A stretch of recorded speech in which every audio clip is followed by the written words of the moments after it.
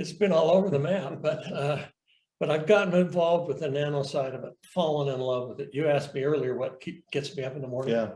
It's the possibilities of this science. It's an amazing science. When we talk about our delivery system, which we always talk about Hydrostat, and we use that as a common theme. Right. Why is our delivery system so much better than traditional supplements, but even some other companies, nano supplements or liposomal? I mean, why is ours so bioavailable? How does it get into the cell? Well, the reality of it is that there's several steps that we go through. And the whole idea, this whole concept, you know, let me back up one quick step, and I'll make this as simple as I possibly can, not because I'm dealing with simple people, but I could spend 3.5 hours on this call telling you about nanotechnology, and I'm sure you don't want to have that. That would be the one that you'd listen to just as you fell asleep in the first 10 minutes. Anyway, but now when you start talking about nanotechnology, it's anything under 100 nanometers. It's manipulating particles and other things under 100 nanometers. Now, a nanometer. If you were to take a meter stick, for those of you all around the world, except for the US, and in the US, you'd take a yardstick and add 3 inches to it. And then take that and divide it into 1 billion pieces. We're talking very, very small. We're talking much smaller than we realize in some cases. The hair of a normal brunette, because that's the thickness they've measured, is someplace between 70 and 100,000 nanometers in diameter. So this gives you an idea of the scale with which we are working. If the distance between here and the moon was a meter, a nanometer would be about the length of my elbow to my fingertip. Okay. So as you can see, it's a small, small, small science. The whole concept behind the small science is that it increases greatly the surface area. Most everything takes place, most chemical reactions, most and things that are in your system take place at the surface of the molecule or the nutrient. And so what happens is that we reduce the size, and of course, because we reduce the size, we have more surface area. Principle, it's like chilling a drink. You can either chill a drink with a big ice cube, or you can take crushed ice and put it in, and the crushed ice works quicker because there's more surface area. Interesting. For the cold and heat to exchange. Huh. So we're talking that kind of process. Having said that, when we talk about our Hydrostat technology, we combine the nanoparticles with ultra pure water and create a proprietary reaction that will take those molecules and protect them with molecules of water. So the big issue about nanotechnology is the nano pieces want to get back together. They want to agglomerate. And you try to keep them separated as best you can. And there are a number of ways you can separate them. You can do it in the lipids we've talked about before, liposomes. A lot of people have done those. That's basically a fat cell. People will do mycelial coatings of some kind. And the coatings are such that they sometimes will be recognized by the cell and sometimes they won't. So having seen those kinds of things, what we do is we wrap our particles in basically a water cluster. And doing that protects it from reagglomerating it. It adds the ability to get it into the system because of its size, and it hydrates at the same time. So we've got all of these things going at the same time, and we've given that the label of Hydrostat, fast water. Fast water, fast delivery. Yeah, exactly, fast delivery. Okay, makes perfect sense. Now, if we were to talk about delivery then, why, you mentioned ultra pure water.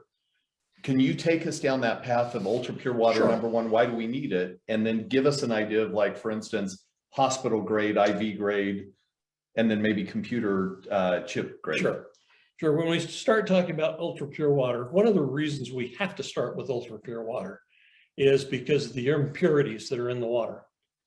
If you look at our tap water, and I don't care where you are in the world, there are like 90 acceptable substances in those waters. There is arsenic and lead and benzene and all these things. If you looked at the list, it would scare you to death. But what happens is that we are now going to work with very small particles. And if we don't start with ultra pure water, then we're nanosizing and emphasizing the particles that are already in the water as we bring it from the tap. So you got to start with ultra pure water. That's quite honestly, it's an off-the-shelf water purification process. We don't have anything magic there. And what happens is that it gets stripped of its contaminants. Everything disappears from what we would normally be drinking, takes the taste out, by the way. Actually, don't ever drink ultra pure water. That's probably something you don't want to do because it's looking to get completed, and it will complete your tongue and anything else. So we got to be a little careful with it. It's not like a caustic acid, but don't drink it. Good to know. That's your safety tip. That's one of your safety tips for tonight. So once we've got it purified, the purification of water is measured by the amount of energy it takes to complete a gap between two electrodes. Okay. And so I don't know if you remember back in the grade school, you'd put two electrodes in and then you'd squeeze a lemon or you'd put salt in it and suddenly well, that's because it makes it easier for that electric path to be completed because of the contaminants. Got it. And so as you take out the contaminants in order to make that gap jump, you got to increase the energy that goes into it. And it's measured by mega ohms, and the theoretical high is 18.2, maybe 3 mega ohms in terms of purity, which means there is basically nothing there to complete the circuit in terms of contaminants in the water. Okay. Most IV solutions, most health solutions are between 12 and 14 mega ohms. Pure water, it's been purified, sometimes distilled, but in most cases it's like 14, maybe the max would be like 14. So an IV that you get would be a 14 mega ohm water. The water that we use is someplace between 17 and 18. We try to get as close to 17 and a half as we can. It's usually anywhere between 16 and 18, but we're hoping on the north side of 17.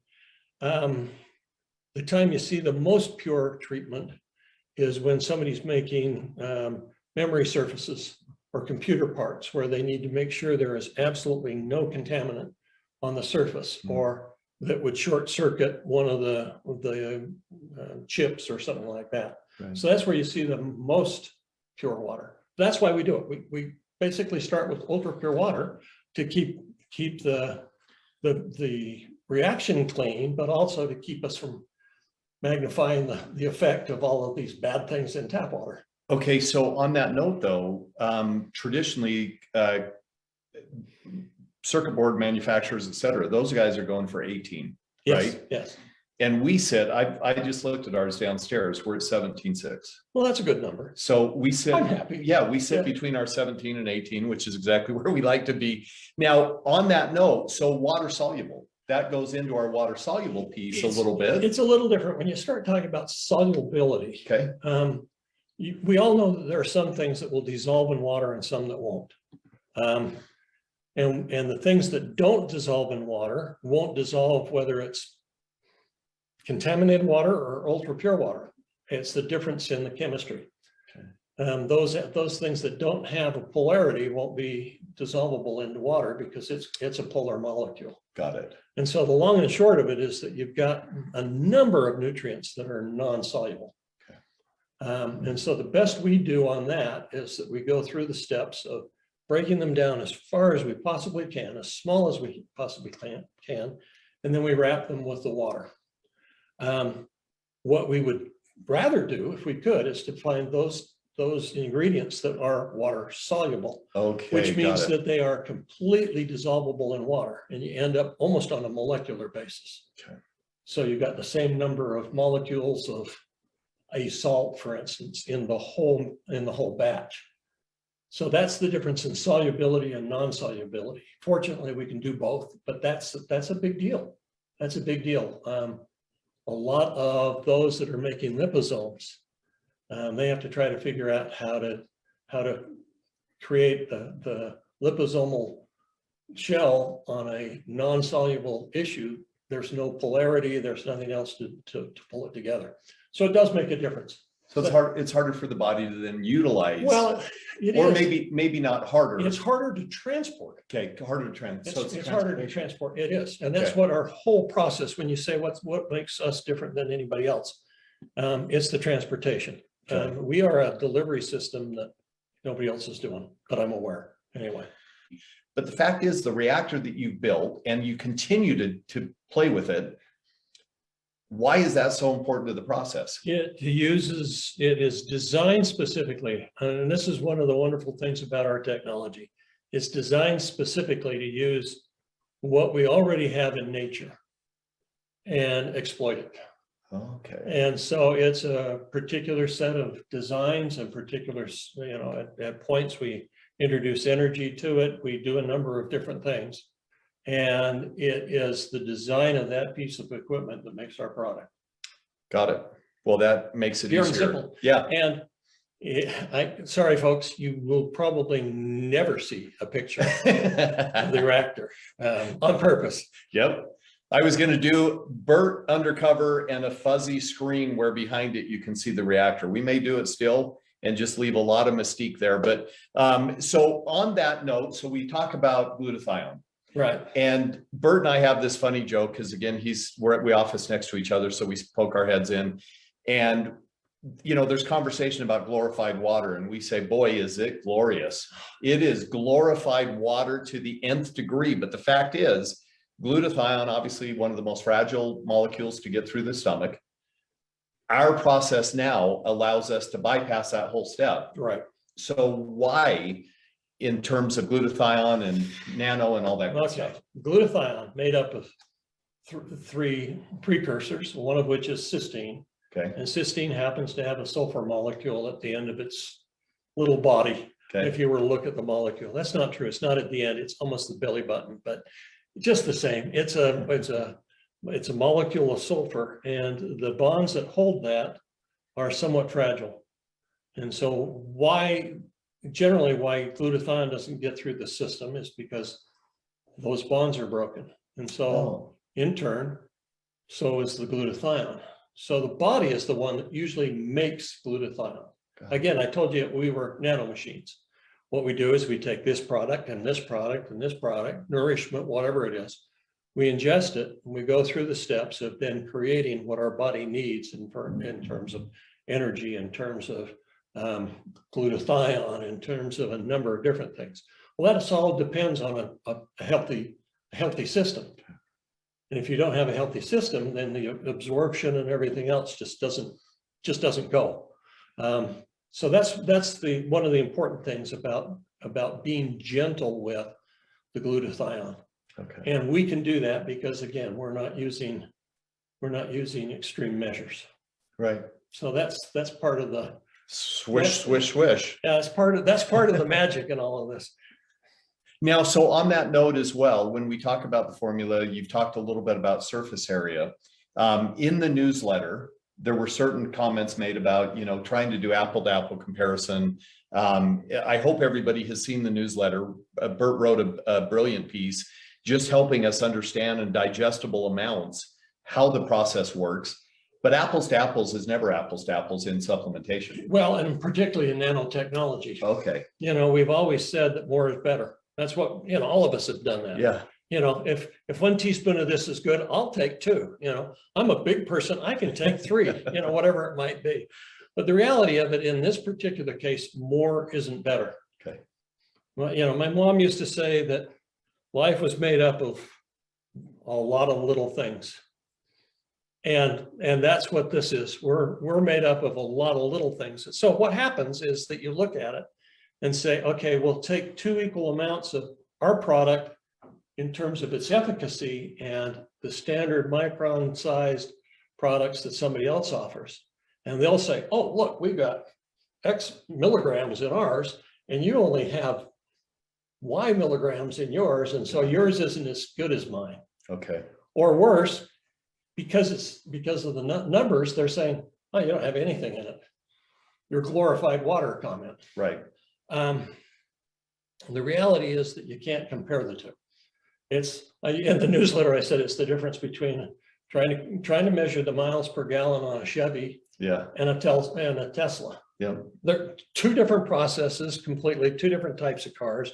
And it really is a totally different plan in terms of what it gets done and how you get things compared. And part of the beauty and also part of the frustration for me on the nano side is a lot of these things can't be as readily measured as we'd like them to be. I'd love to be able to and we have some fairly expensive and sophisticated equipment down there. But when you look at what goes on and how it goes on and what happens with the whole thing,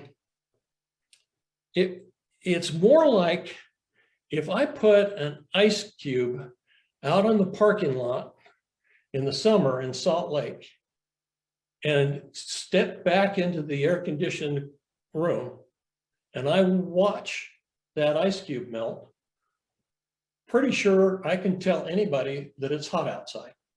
Right.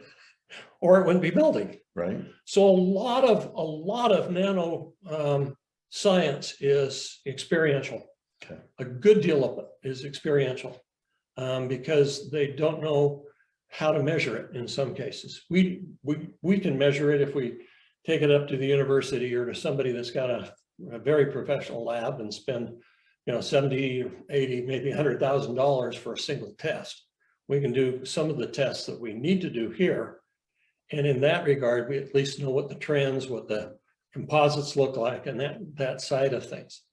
So when you start saying, oh, mine has this and ours has this, it doesn't work. The only way to really get the feel for whether or not it's helpful to you is actually take the product. Well, we sure appreciate Bert, because I'll tell you what, without him, we wouldn't be here, folks. You wouldn't have an incredible product. We wouldn't have all the things that are happening that we're seeing in all of the parts of the world where people are having those experiential feeling of this is doing something for me. I don't know exactly what sometimes, and I don't know, I get to see some things that come across my desk that are absolutely mind-blowing in terms of the way that our product is working for people. Bert, thank you for being on the call tonight. And thank you for everything you've developed so we can have it. It's fun. It's fun for me. I'm having a ball. They say that you're not working a day when you're doing something you love, and I certainly love it. So well, everybody, as you can see, we have an incredible person at the helm here who has a knowledge that is beyond all of us.